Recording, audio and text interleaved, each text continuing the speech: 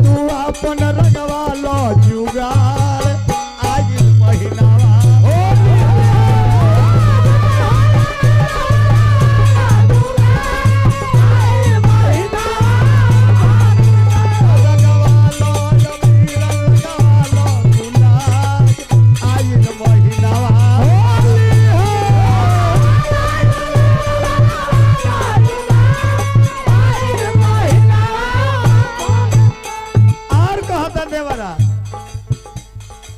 फागुन पतारे भौजी नजरबा फागुन में भौजी हो तह पे नजरबा भैया बट बहरा सुना देवता घरबा बट बट बहरा सुना देवता घरबा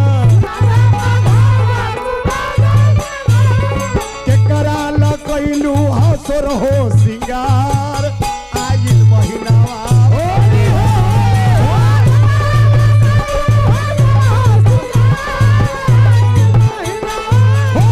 लगवा लो अबीर मलवा लो गुलाल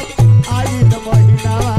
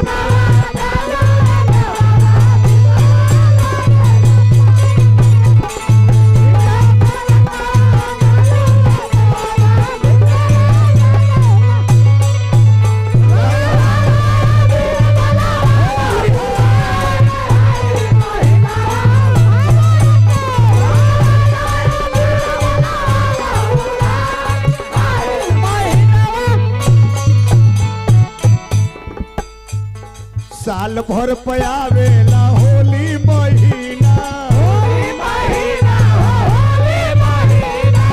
साल भर पयावेला होली महीना ए भौजी बड़ा सुंदर लागो तारू चंचल हसीना बड़ा सुंदर लागो तारू चंचल हसीना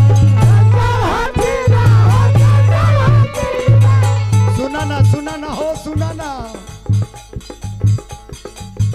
ये जी वही फाग खेली साल भर के बाद के मोरी के जी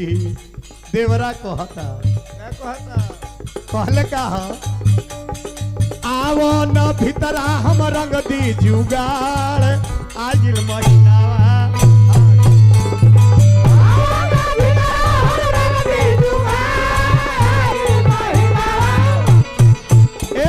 भैया एकरे में मारल जाला